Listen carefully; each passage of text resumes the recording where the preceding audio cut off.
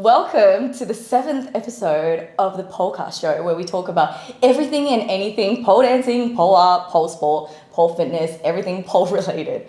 I'm your host, Chloe, and we have a very special guest for this show today. Miss Lorna Shadow! Woo!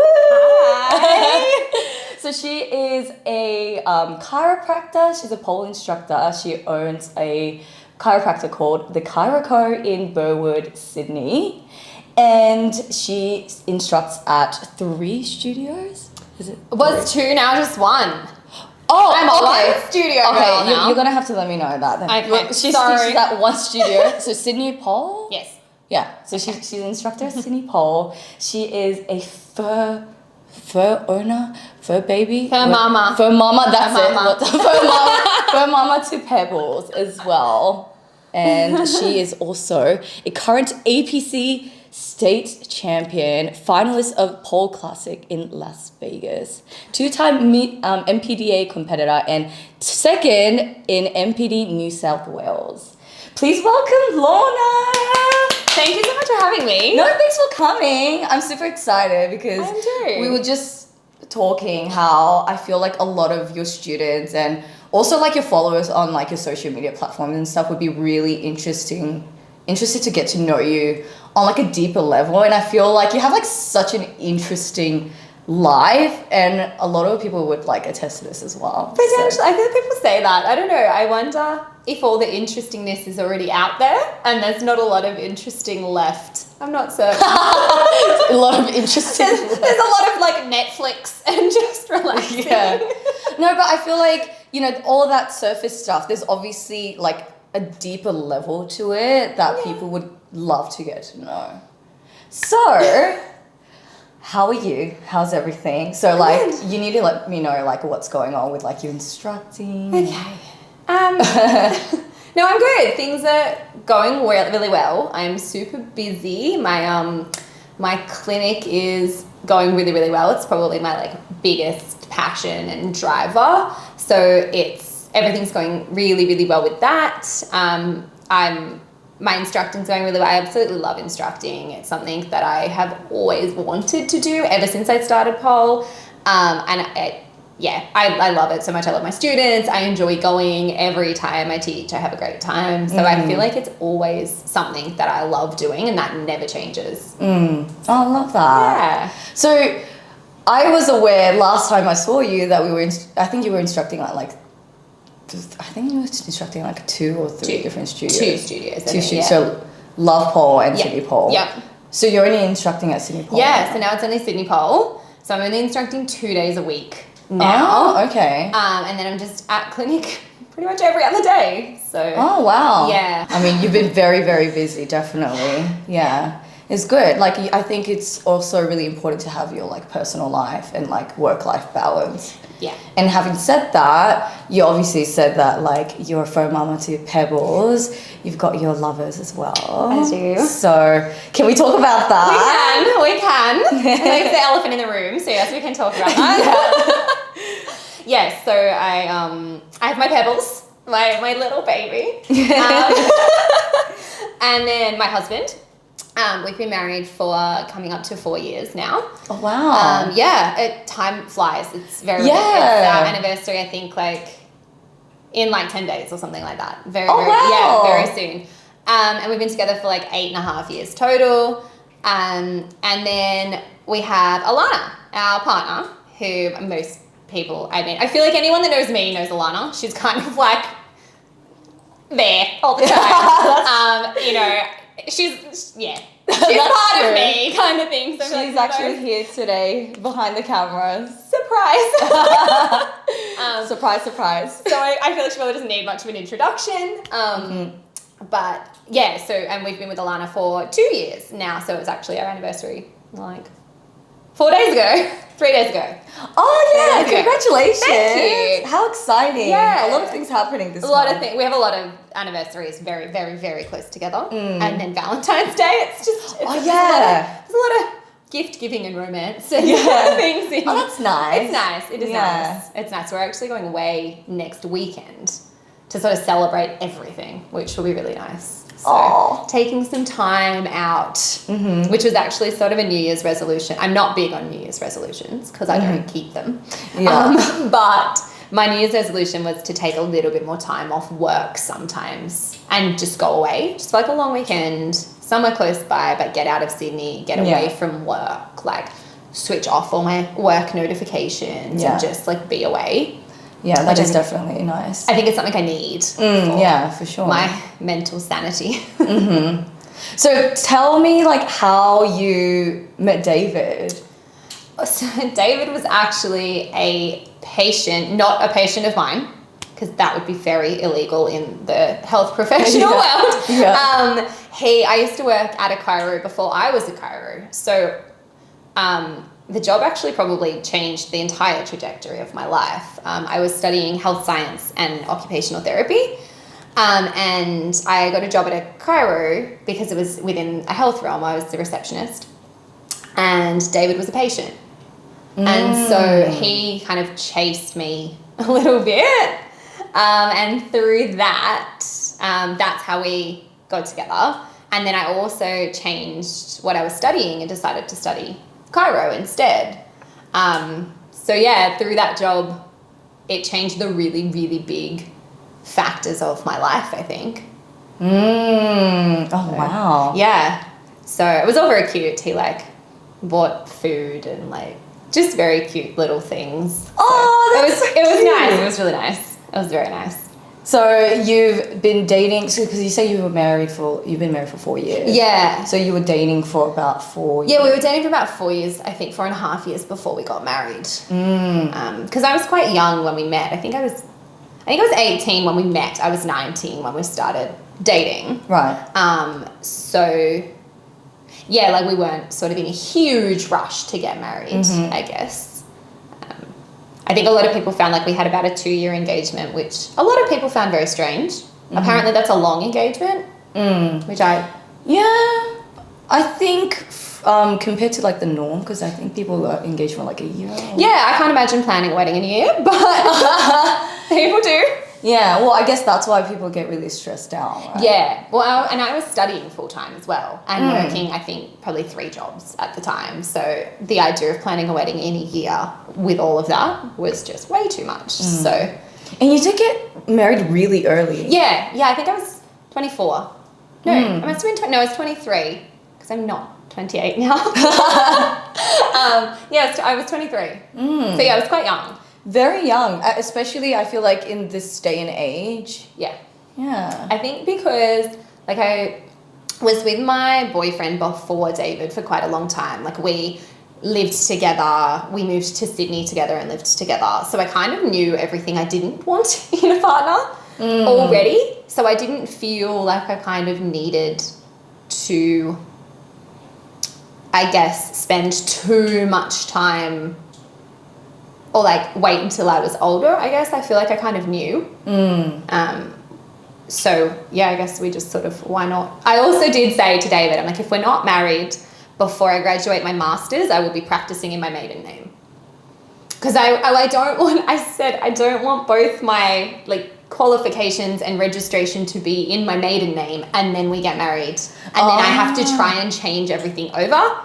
My certificates on my wall are confusing enough because everyone knows me as Lorna Shadow and they come in to see Lorna and then on the wall it says Lauren and then some of them have my maiden name and some of them have my married name. So it's a very confusing situation as it is. Oh, okay. So I think, yeah. That makes sense. Yeah. Yeah, that's fair enough. What was the proposal like? It was actually really lame. It was cute, very, very cute.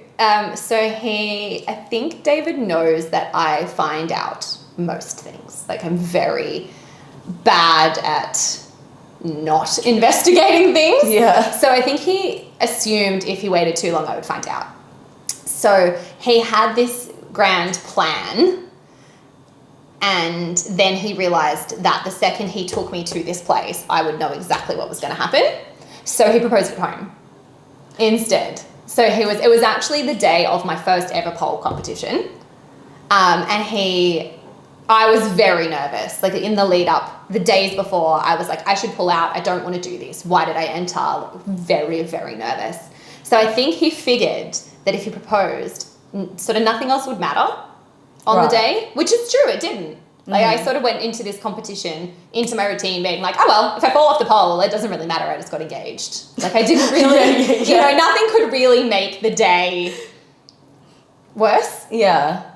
So, yeah, it was super simple. It was, we were just at home. I think I was, like, midway through doing something, and I just walked out into the lounge room, and he just dropped to one knee, and I cried. The whole thing. Oh. Yeah. There was a lot of tears. There was a lot of tears. It was sweet. It was really sweet. So it was very unexpected, which I think was his plan, was to sort of catch me off guard so that I didn't expect it, which I absolutely didn't. Mm-hmm. So yeah, it was nice. It was really nice. Oh my God, that's so sweet. So you guys obviously got married after that, after the 2 years of engagement. Yep. And then how did you meet Alana?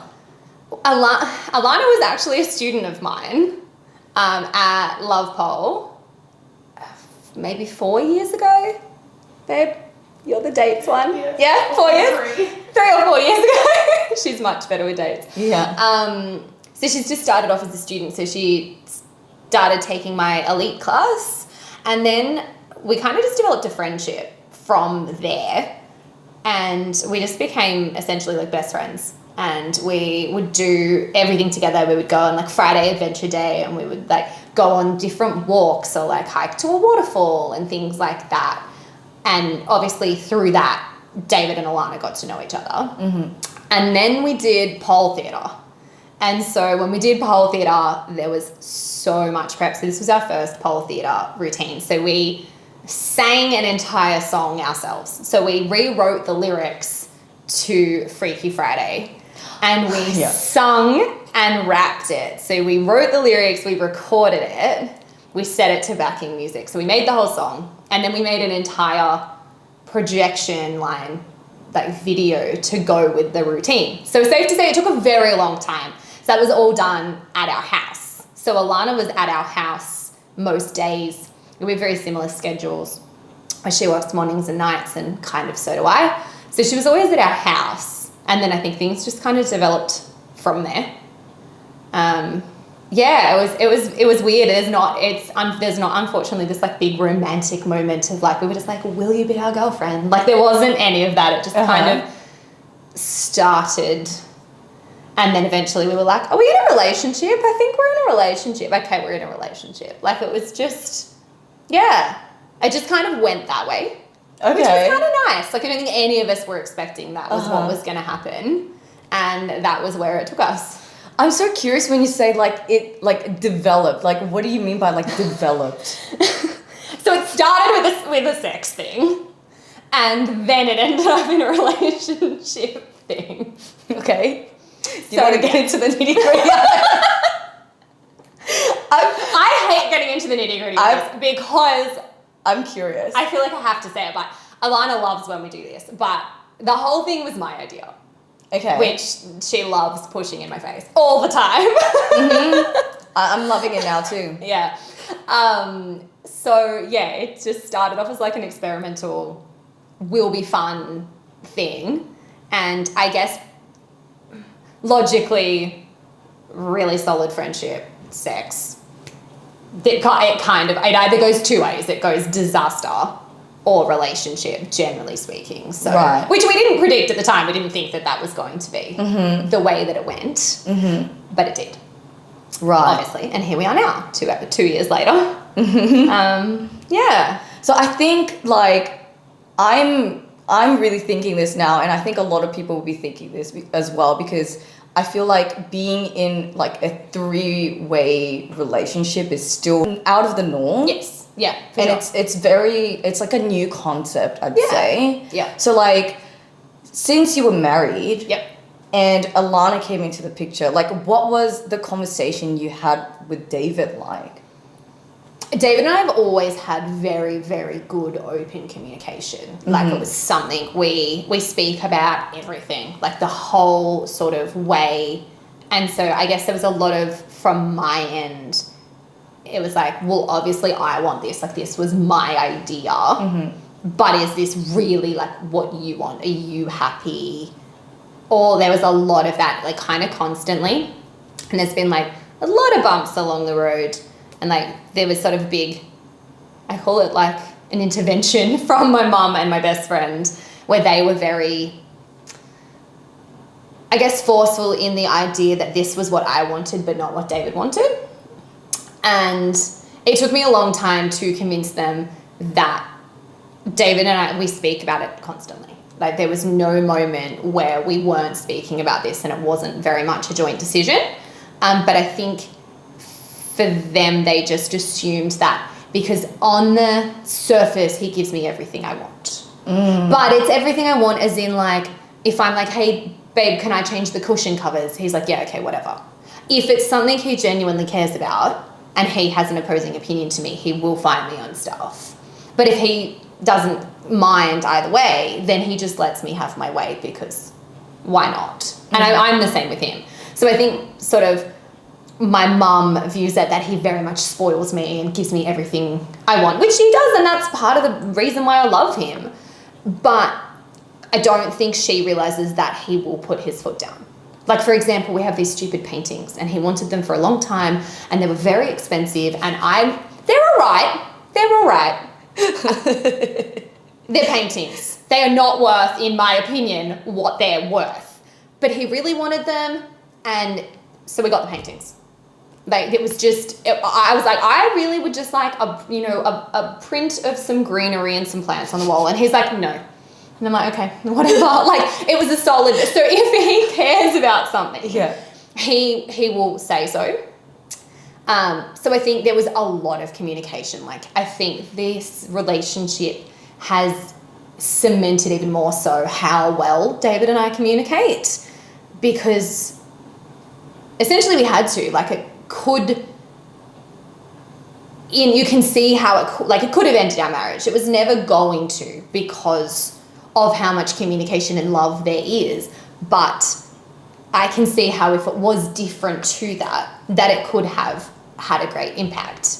So it was something that was communicated the entire way, like from before it even started. It was like, oh, this might be a good idea. Like, maybe we should do this, and it just, the whole way through was communicated. Right. So entering your marriage with David, did you know that you wanted someone else in the picture? No. No. No, not at all. Not at all. So it was you were very like him and I. That's it. No one else ever, like, no, it wasn't anything I ever thought of. Like, we're both very, very loyal people. Like, obviously no one assumes their husband will cheat, but you have a friend where you kind of know that it might happen, or the woman knows it might happen. But like, there was none of that. There was no anything on either ends of that. And it's like that now in our relationship with the three of us. Like, there's three of us, but we're still closed. Like, we're not open to anyone else. And it's the same thing. Like, we are very loyal and protective of what we have in our three. And there's, like, in my mind, and obviously David and Alana's as well, there's no question of like any issues. It's just the three of us. And so that was always David and I. Like, I never thought there would be anything other than that. And then along came Alana and blew up the entire world as I knew it. And here we are. That is so interesting to me. Like, I can't, I guess it's always hard to see a different world to like what you're living in. 100%. So like, it's so intriguing to me that like you were obviously in a very monogamous relationship in a marriage, and then you've gotten someone else in the picture, and now obviously you're obviously very, very happy, which I'm so happy about as well, because I always see in your stories. And we do, it's nice, we do get a lot of like positive feedback from the pole world. And I think we definitely live in a bubble, and I know the rest of the world isn't like that when it comes to sort of anything outside of like the societal norm of you get married, you have children, that sort of thing. And whereas I think pole is a lot different, and it's a big thing I love about the pole world is there's this sense of community, and there's no real judgment. No one sort of, as long as no one's getting hurt, everyone's happy and supportive, and we've had so much love and support from the pole world. It hasn't been like that with the entire world. We've had a lot of, I guess, the opposite from circles outside of the pole world. But when it comes to like our close friends and our family and anyone in the pole world, it's really been pretty much overwhelming support, which has been really nice. Really nice. I love that. Yeah. So like, just, I guess like out of curiosity and also maybe to give a bit of like insight to like people that are, you know, I guess like interested in like a polyamorous relationship, like what kind of, I guess like negative feedback like have you gotten in the past? This is like a whole kettle of fish that we're opening. But, okay, so this isn't something I've been super like public about, and it's not really for any like reason as such. It's just not something that I've kind of, I guess, felt the need to publicize. But David has actually been out of like not working for 1.5 years because of really severe harassment he received from work regarding our relationship. So there's been like huge negative impacts on our life from that side of things, like to the point where like he's severely mentally unwell, and like he was a police officer and he was fantastic at his job. Like he worked in like he had a passion for working with children, and he worked in like a squad that dealt with abuse against children. So he was really passionate about helping kids, and that was his really big like specialty, I guess. So he was fantastic at his job, like so caring and really smart. And it kind of just all started to spiral. There was a sort of a big case at work as well, and then all of this sort of harassment from sort of, funnily enough, middle-aged women about our relationship. And so they were his bosses, and so they just kind of made his life absolute hell at work. And it just kind of went on, and on top of this other case that was very, very mismanaged. He ended up going off on psych leave, and he's now been on psych leave for 1.5 years, and he'll be getting medically discharged from the police force. It's sort of in the process. So there's been a lot of positivity, but there's this like gigantic negativity that like it's really drastically impacted our lives, like to the point where there's been talk of whether he'll be able to work properly ever again, things like that. So there's a lot of positivity in it, but there is also a big negativity. And part of that's probably because we've been so open about everything. Like he, you know, didn't hide it from his work or anything like that, which he, looking back, probably should have. Should he have to? Absolutely not. And I guess that's why I love the pole world, because I don't feel like I have to. Like I can go to work and say who I am, and, you know, these are my partners and this is the way my life is, take it or leave it. And no one cares. So I think, I guess for anyone that's going down that pathway, I guess, as sad as it is to say, there are some really horrible people out there. And I think you need to be kind of aware of who you speak to about certain things, particularly people that are in power above you, I guess. And it shouldn't be that way. And I'm very lucky because I work for myself. So if someone doesn't like it, there's the door. I don't care.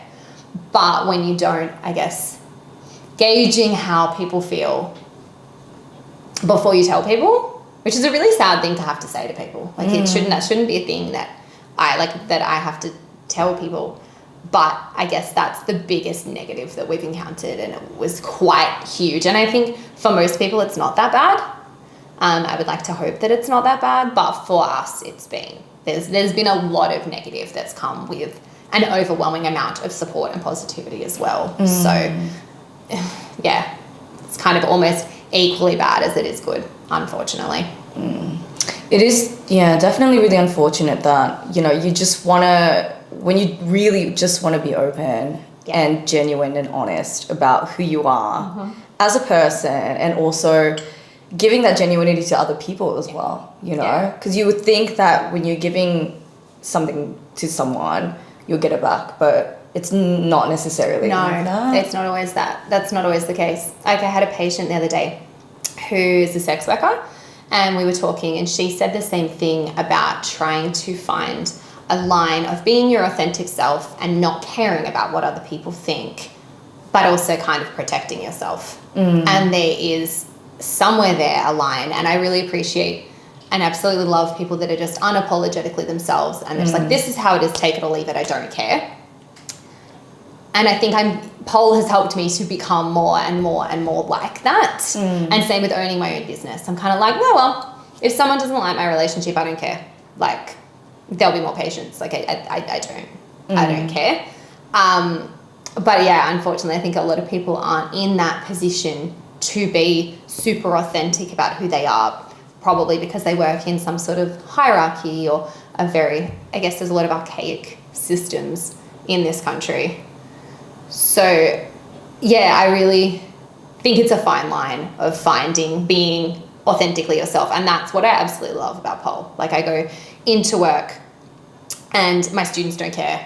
They support me. My bosses don't care. They support me. Like,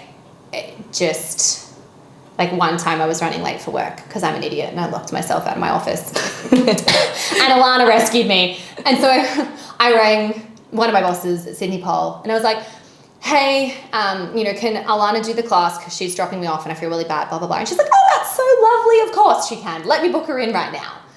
Like, they don't care. They're not worried about it being bad for their business reputation or anything like that. They just let me do my thing.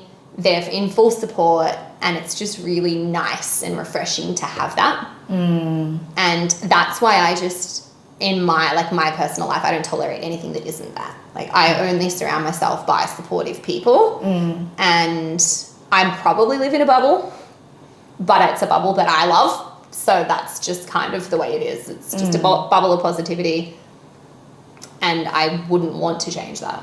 Yeah, definitely. Yeah. I mean, I don't see a point of changing it either. Like, why would you want to be around people that don't have the same values, that aren't positive as you are, That's how I feel, exactly. And I'm very big on, like, I totally understand for people that our relationship system is so different, and it might not be to some people's values, and that's also totally fine. Like, absolutely. It's when people judge us for the differences, that's the problem that I have. Like, I don't care as long as what other people do isn't hurting anyone else, I don't care what other people do, and I don't feel like they should care what I do. Yeah, definitely. And that's why I love the pole world, because it's so that no one judges. And yeah, I love it.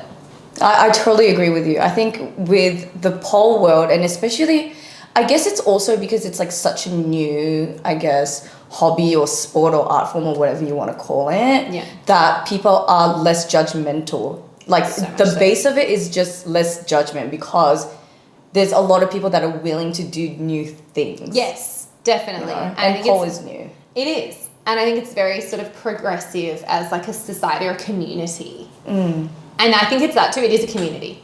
So everyone wants to support each other despite the differences, which I love. Because like everyone comes from like such diverse backgrounds, like even with like jobs, culture, even like age, sex, like doesn't matter, you know. We've got people that are like doctors to like, like people that are like engineering, like civil engineering, and it's just like the background is so diverse and so interesting. Yeah, it's amazing. And things you just wouldn't pick either. Like one of my students who I've been teaching for quite a long time, and the other day I was like, what do you do for work? And she's like, oh, I'm studying my PhD.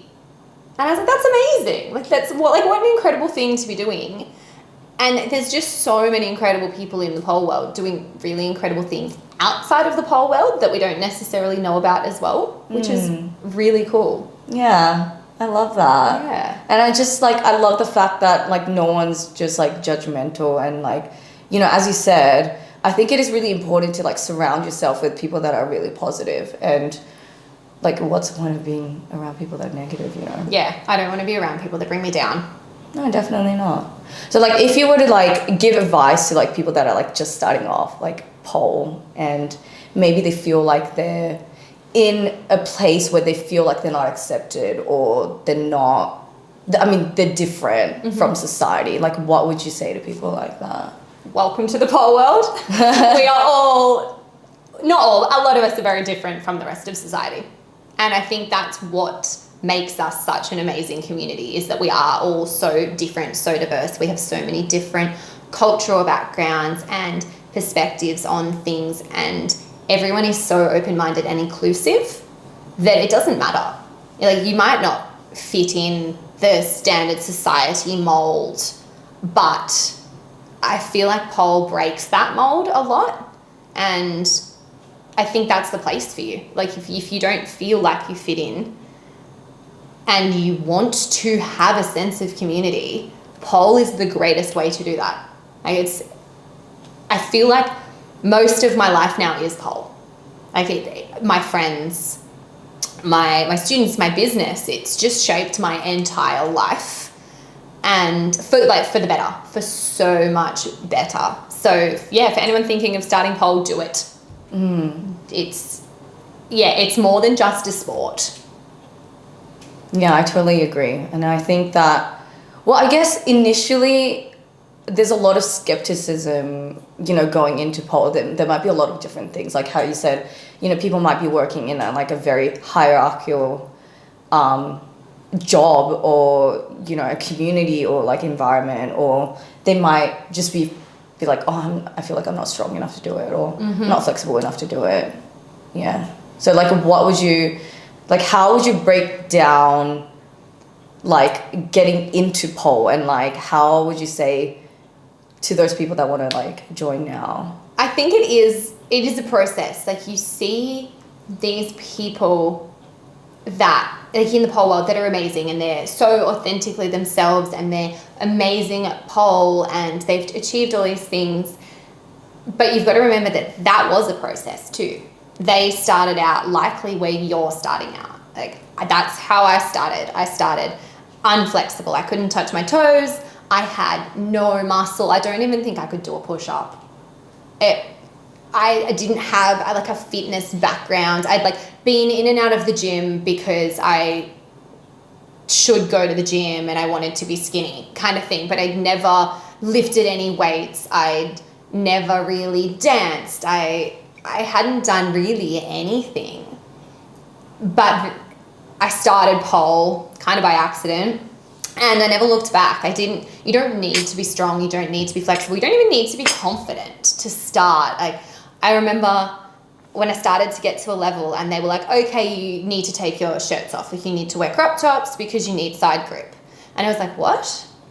Like, you want me to take my shirt off and just dance in a crop top? And now I'm like, what's a shirt? Like, what? I have to wear a shirt? I don't want to go there. I'm not interested if I have to wear a shirt. So I think it's a progression. It's a timeline. You don't have to look at someone, say me, for example, and go, oh, okay, she wears really skimpy pole clothes, but I couldn't wear that, so I can't pole.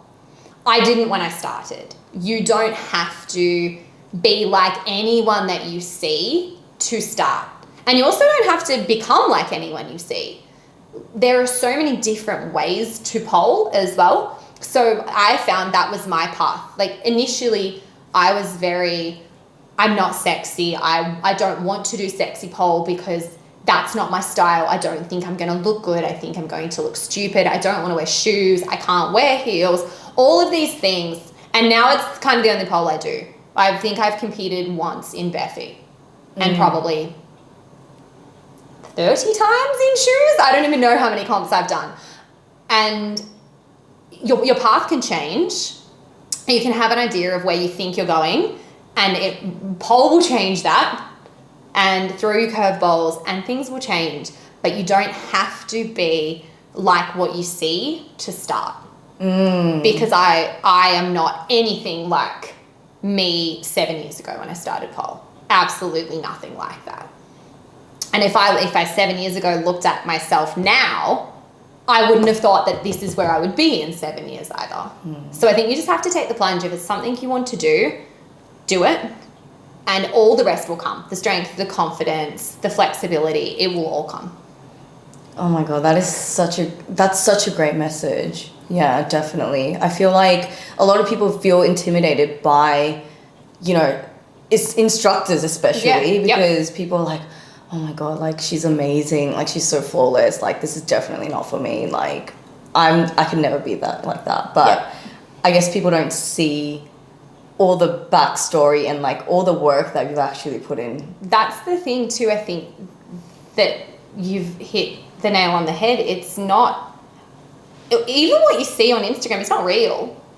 Even then, like if you look at me on Instagram versus you look at me teaching a class, even, it's very different. And then you take from teaching a class to training, and it's a whole different world of, it's completely different pole. So what I put on Instagram, if it's a combo that I find easy, it might be the first take, I might do it once. Chances are, if it's something I'm working on, I did that video 10 times and I picked the best video. And that, that might be a best case scenario. The other day, I saw something from Miss Philly and I was like, okay, looks really hard, I'm going to try. And Alana was at work and I was like, David, can you spot me? So if it's something I need to spot with, we know it's already hard. People just think you just get these things. And I was convincing my husband to hold my bum up in the air so I could try and do this thing. I reckon I did it at least 50 times. Once I sort of half kind of got it. One time out of 50. And even then, I was at home, I ran out of height, I did a flip and landed this far from my face from the floor. Like it, after 50 attempts. And then I gave up. So I think it's not all what you see on social media or even in class. And my students are always like, oh my God, you're so amazing, you do this so well. I mean, yeah, but it's my job. I know how to do this. This trick I can do in my sleep. I've taught it 100 times before. You've never done it. You can't expect that what you do in this class today is going to equal what I am doing, because I've done it so many times and you can't compare that. It's a completely different journey. So I think, and I can totally understand, but I think students don't realize that I was in their shoes once upon a time too, thinking the exact same thing, thinking the instructor's amazing, I'm never going to be like that. But again, it's because they're teaching you something. If they're teaching it, you'd want to hope they can do it bloody well. And if they can't, they probably shouldn't be teaching it. So it's a different path in the journey. Like you might get just as good at the things that I'm teaching you as I now am. But it won't be today. It will be across your journey. You might get better at it. And I think people, rightfully so, but they struggle to see that. Even I'm the same. Like I look at people like Philly and Gracie and all these amazing pole dancers like Beth Finlay doing 10,000 backflips up the pole. And I'm like, I could never do that because I wasn't a gymnast. But the fact is I probably can if I work towards it. And her journey has been different to mine. And when I get to that point in my journey, I might be able to do 10 backflips down the pole. But right now I can't. And that's also okay. Yeah. So I think sometimes it's hard, but when you're comparing yourself to other people on social media or even your instructor in class, you almost need to take a step back and realize all that goes on behind it. Definitely. Or even comparing yourself to other students in class. Like I know I personally progressed quickly in pole, but it wasn't because I was naturally really good and I did pole once a week and I was amazing in a year. It was because I bought a pole from home. I taught myself as well as taking classes, and I trained 5 or 6 days a week from pretty much the get-go. So I poled 5 or 6 days a week for the first few years. So I think that the amount of hours I put into pole in the first year probably equaled the amount of hours the average person puts in like 4 or 5 years. So it also can't be compared. Like I think a lot of other students were like, oh, why am I not as good as she is? Or like I had people that I was learning with that I now teach, and they make jokes about that as well. But the fact is it's because of the time that I put in as well. It's so you can't compare that. Like, even though you might have been polling for the same amount of time, it doesn't mean you've put the same amount of time in. You might be busier. You might not have as much time to dedicate. You just really can't compare yourself to someone that you think is better than you, because it's just so different. Your journey is so different. Definitely. And having said that, that's why I love your, like, I guess you as a person as well, but also like your social media presence too, because I feel like you're just so authentically yourself, and you're not shy to like post like your fail videos and like your life is what, just sharing about your life and like, you know, how David is spotting you and like he's just biting your bum and, you know, just all that. And I think that's how people connect to you. Yeah. Not just on your surface level, but on an emotional level as well. Yeah.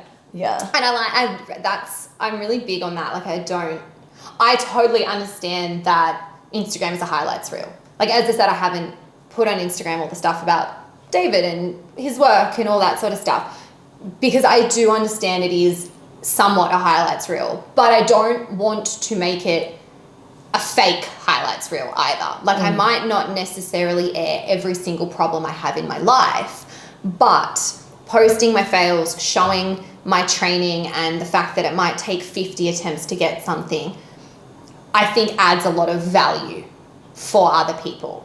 Like, certain personal problems, me airing doesn't add any value for anyone. But I feel like if I show those things, like David spotting me failing, me falling, how many times I have to try something, it shows, I guess, a sense of realness that people forget is there because it's through a screen. And when it's all perfect, I don't think people view you as a real person almost. Like, I feel that way about a lot of like Instagram influencers, for example. Like, they are real people when you take a step back. But on like a scrolling level, you don't kind of associate that instantly in your mind, and you just think it's so unattainable. And I don't like projecting that. Definitely. I love like all your fail videos so many of them. I think it's the best. I think those are like the best. Yeah. Like you and Alana doing all these like acro stuff, falling over and yeah. I actually don't know. That reminds me, we have a video in the vault. I don't know if we ever put it up. And we were doing an acro move, and it was a counterbalance. So like one of us, our whole body is essentially in a plank and the other one's on the top, but there's no feet on the ground for either person. So one, like my arms were balancing both Alana and I in the air. And I stuffed up somehow and bent my arms, and Alana's bum was essentially on my head and she was laying like across my back in the air. And I bent my arms and fell flat on my face. So my, like, some of my body weight and her entire body weight, like, I landed face first. Lucky we were on the grass at my parents' house, but I landed face first on the grass, like on my nose. I bent my glasses. I was fine. I think my face was like a tiny bit bruised, but like, yeah, literally face planted with the weight of like her whole body and half my body. Oh my word. That's crazy. Yeah. I don't know. Did we ever put the video up? No. Okay. Maybe I'll have to fish that out and pop that up, because yeah, it was a time. Oh. So it's safe to say there's a lot of fails, and I don't know for certain, but all of the pole dancers, like the elite pole dancers I've ever trained with, it's exactly the same. Like, they might not necessarily put that on Instagram, but there's also a lot of fails. Maybe not as dramatic as ours, but there's always, they don't get things. No one gets everything the first time. So I think it's hard to see because not a lot of people do post those kind of things, but it happens to everyone. Yeah, definitely. And I think I love the point you said that, like, it adds value to people. And I think a lot of people are, I guess, kind of like shy, or like they don't want people to think that they're failing. I'm not saying like everyone's like that, but like, Yeah, you know, some people would be, you know, afraid to show that they're not good at something. And especially when you get to like a level of, I guess, your skill or your expertise where you feel like you need to be professional, or like you have to present yourself a certain way, it's even harder to show that. Yeah. But I think that's what I love about you. Like, you're not afraid to, you know, show your fails. You're not afraid to show who you are, like, as a genuine person. And I think that's probably because that's, like, the culture I've always, I guess, shown. Like, I've harbored that in, like, my followers and my students and things like that. Like, sometimes I'll demo something in class and I'll fail. And I think everyone actually loves it more than when I get a move. Like, if I am demoing something and I stack it or I can't do it, the class loves it. And they're like, oh my God, okay, you find it hard too. And I'm like, yes, I do. Like, you know, it doesn't necessarily happen in lower level classes, but if I'm teaching something in elite and for some reason I stack and everyone loves that. And I think it just adds value to the entire class and the mood and the vibe and everything like that. Yeah. So, yeah, it's something I like projecting, and I like it in other people. Like, your fail videos are the best because you edit them. They're so good, and you, like, zoom and there's slow-mo, and, like, sometimes I do that, but I'm very lazy and I often can't be bothered. But yeah, it does take a lot of time. It does. I've done it once or twice before, but yours are amazing because they're so well edited. Oh, well, again, I think that's also part of, you know, showing your authentic self as well, because as you said, social media could be like a space where you feel like you need to, you know, I guess showcase who you are as a person, and oftentimes it is human nature to want to look perfect, or like you want to present yourself the best way possible, like not in a malicious way or like any bad way. It's just like human nature to want to look good, right? Of course, yeah, 100%. So I think the fact that you can show your other side is and can play in your strengths as well, to be able to be like, look, I'm human, you know, I'm like literally 10 million other people. Like, we're all the same. Yeah. I'm not a perfect dancer where I literally came from a place of like, oh, like I was able to do a Aisha like on my first date. Like, no. Yeah. No way. Yeah. That's the thing, I think. And no one really is like that. No, never. But yeah, I think it's human nature to seek gratification from others. And I think the way in which we do that is through projecting that we're very good at something, because naturally you're very good at something, and then people praise you for that, and you get that instant gratification that is social media. That is the entire concept of social media, is instant gratification and likes and comments and things like that. And I think it is hard to sort of take a step back from that and realize that it doesn't have to be gratification because you're perfect. No. Like, it can be, you can still project a non-perfect self and I guess still get that instant gratification, because you get appreciation from people for being authentic. Mm-hmm. In terms of like pole, I guess like tricks or like just inspiration in general, like who do you get inspiration from? Currently? Yeah. Or like who's your like pole mama, and like what was the like career progression like? I feel, okay, so when I first started pole, it was probably Maddie and Shimmy. Yeah. They were probably my sort of first pole idols, and Dirty Birdie. So I don't know, it's probably before your pole time. When I first started, I think it was actually a lot before I started, but there were still videos on YouTube of Dirty Birdie teaching things in her garage, and she had this black and white checkered floor, and it was just quite like, I don't know, I just vividly remember, it was just really like iconic. I just vividly remember it. And there were these videos on YouTube of her teaching random like outside leg hang and all these things.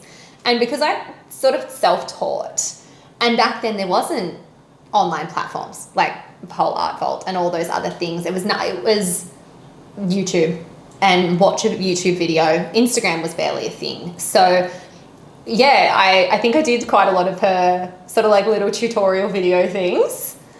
And then I guess as I progressed, it would have been, you know, my instructors at the time. Like, I think my first ever pole instructor was Dallas. Oh. Yeah. Yep, at Sydney Pole. So Sydney Pole is my home. I took my first ever beginner's class at Sydney Pole. And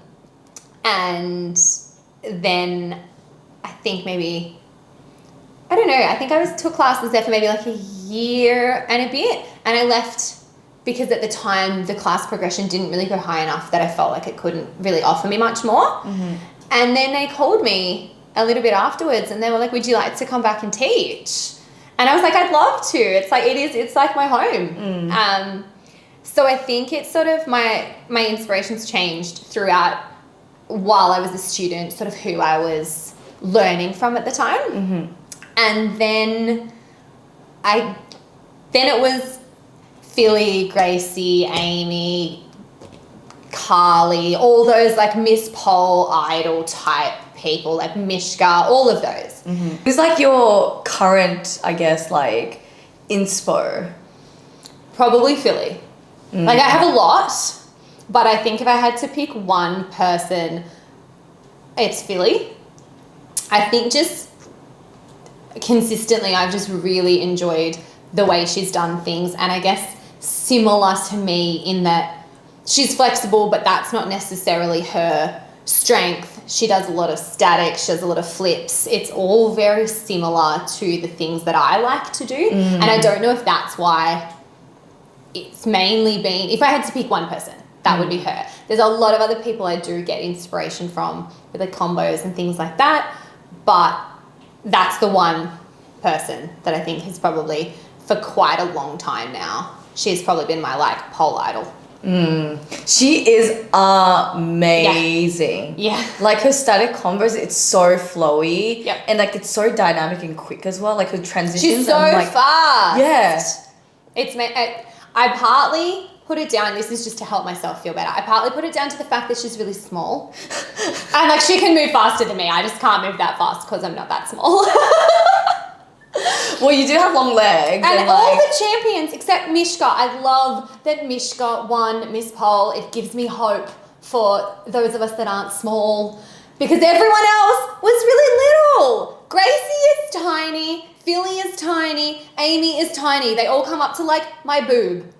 Like I have so much extra space to move and to not work with. Like I don't have as much pole height because I'm like this much taller. I watch Philly on her home pole and I'm like, does she have extraordinarily tall ceilings or is she small? And I don't know if it's both.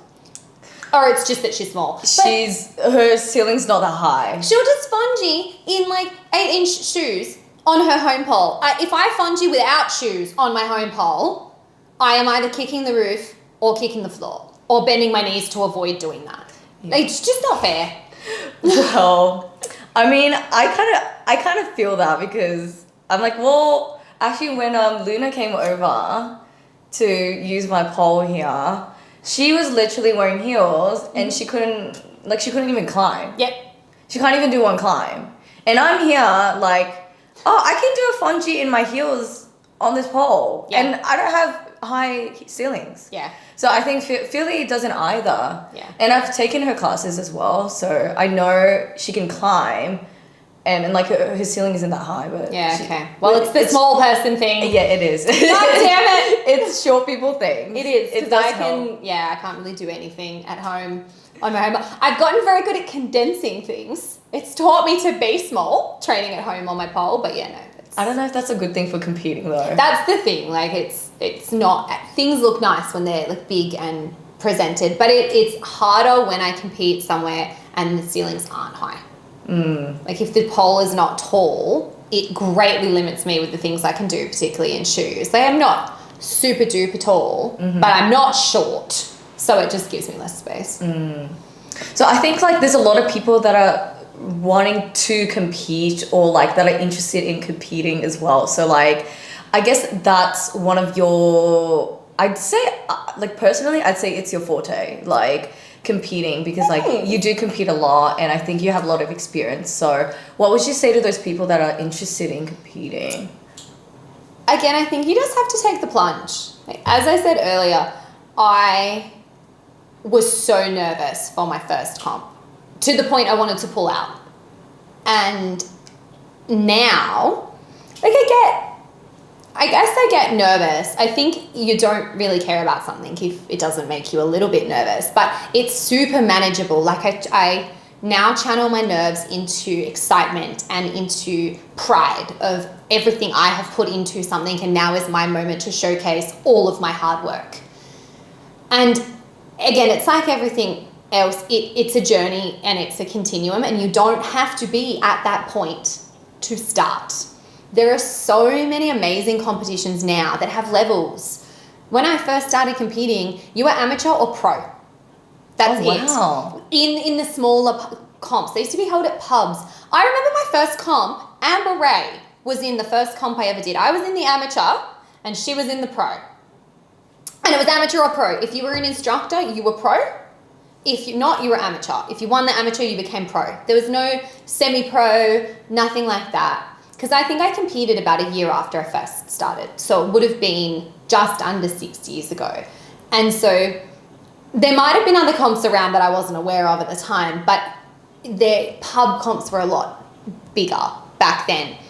So I think it was a lot more intimidating for people because you are either amateur or pro, and a lot of instructors don't consider themselves like a pro at comp level. So that would convince people out of competing. Whereas I think now there's so many amazing competitions that are graded so differently, or they have levels. Like there'll be an amateur competition, but they'll have a beginner, an intermediate, and an advanced level within the amateur competition. So you don't necessarily need to be at a level that you think is a comp level, because there's all different levels within the comps. So I think if it's something you're interested in doing, you almost just have to take the plunge. You won't know how you feel until you do it. You might want to do it, and then you might find you, and actually, no, I hate it. I don't. It doesn't spark passion. It makes me hate pole. I got too nervous, blah, blah, blah. Or you might go, I absolutely love this. And that was me. I was so nervous in the lead up. I competed, and that joy I got from competing, and I came off the stage, and nothing compares to that feeling of knowing that you did your routine and you did well. Nothing compares. And for me, that's what I do it for. And I remember that feeling. But you need to have that feeling to understand it. So I think if it's something you're interested in doing, why not try it? Even at a smaller comp, on a smaller level, smaller stage. There's even in-house comps. Like a lot of studios host their own competitions. I know PDA do heaps of pole club. Start at a lower level and then see how you feel. What would you say pole is to you in your life?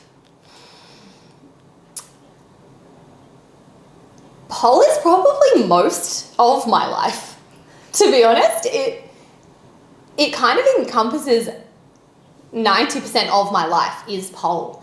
It's just, pole is a huge, huge part of my life. It's a really, really big deal to me.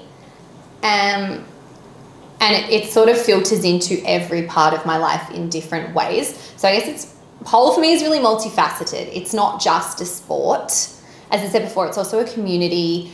It's, I guess, a feeling as well. It's kind of everything. It's so many different things all rolled into one. It's my passion. It's my job. It's a hobby. It's a way to keep fit. It's a community. It's friends. It's bonding. It's just so many things that I feel like I can't even like actually describe it. But it's given me so, so, so much. And I think it's something that everyone should be a part of, really. Like, if it's something that interests you, it's something you should try and be a part of, because it's pretty indescribable, to be honest. I love that. All right, I think we're going to wrap up the Polecast. Thank you so much for joining me. Yes, thank you for having me. Oh, I'm it was so really glad. fun. Yeah, I'm so glad that like I got to know you on a personal level, and I feel like, you know, a lot of people can resonate to this, but when you're maybe, you know, her student, or even like have been following her for a while, it's nice to, I guess, know a different side of you, and also like just at a deeper level of like, you know, what you do on your personal life, and like what what it's like to be Miss Lorna Shadow. So.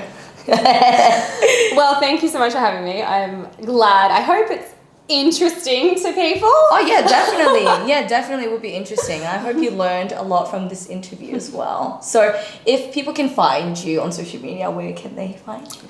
On Instagram, I'm lorna.shadow, or I'm also the Pole Doctor. So the Pole DR is my work account. So all like rehabby pole exercises, splits related things as well. So yeah, probably both of those. And then also I have Facebook. I don't really post much to my Facebook. Facebook is a platform for me to tag Alana in memes, and that's about it.